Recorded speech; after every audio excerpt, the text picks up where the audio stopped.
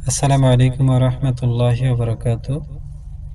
প্রিয় বন্ধুরা, আশা করি মহান আল্লাহ তাআলার অশেষ রহমতে সকলেই ভালো আছেন। আজকে একটি গুরুত্বপূর্ণ বিষয় নিয়ে আলোচনা করব, যে তিনটি ভুল এবং কাজের জন্য আমাদের গড় এবং জীবন থেকে রহমত এবং বরকত উঠে যায়। সকলের কাছে আমার বিনয় অনুরোধ, ইসলাম প্রচার এবং প্রসারের জন্য আমার ছোট চ্যানেলটি সকলে সাবস্ক্রাইব করবেন এবং অন্য ভাইকে ভিডিওটি দেখার সুযোগ করে দেওয়ার জন্য ভিডিওটি শেয়ার করবেন ইনশাআল্লাহ। তাহলে আসুন জেনে নিই যে তিনটি ভুলের কারণে আমাদের জীবন এবং গড় থেকে মহান আল্লাহ তাআলার বরকত উঠে যায়। ১. মিথ্যা কথা বলা। যে ঘরের লোকজন মিথ্যা কথা বলে সে ঘর থেকে মহান আল্লাহ তাআলার বরকত উঠে যায়। যে ব্যক্তি মিথ্যা কথা বলে সে নানা ধরনের গুনাহ এবং অপরাধ করতে পারে, আর এই সব গুনাহ এবং অপরাধের কারণে তার জীবন এবং গড় থেকে বরকত চলে যায়। হাদিস শরীফে আছে, এক ব্যক্তি একবার রাসূলুল্লাহ সাল্লাল্লাহু আলাইহি ওয়াসাল্লামের কাছে এসে বললেন, ইয়া রাসূলুল্লাহ, আমি অনেক গুনাহ থেকে বেঁচে থাকতে চাই, কিন্তু পারছি না।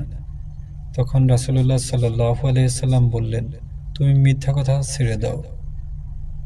সে যখন মিথ্যা কথা বলা ছেড়ে দিল, তখন সে দেখল আস্তে আস্তে তার সকল খারাপ অভ্যাস দূর হয়ে গেছে। এজন্য আমাদের জীবন এবং গড়ে বরকত আনতে চাইলে আমাদের মিথ্যা কথা পরিত্যাগ করতে হবে। ২. অপচয় করা। মহান আল্লাহ তাআলা অপচয়কারীকে পছন্দ করেন না। যে ব্যক্তি আল্লাহ প্রদত্ত রিজিকের অপচয় করে, ওই ব্যক্তির ঘর থেকে মহান আল্লাহ তাআলার বরকত উঠে যায়।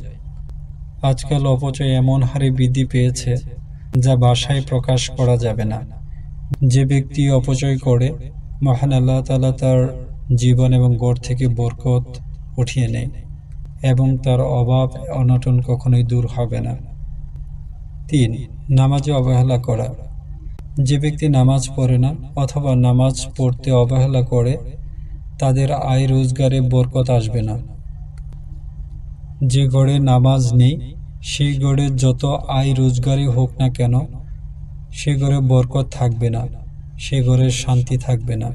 সুতরাং আমাদের কামাই রোজগারে বরকত না থাকার অন্যতম কারণ হলো নামাজ না পড়া অথবা নামাজে অবহেলা করা।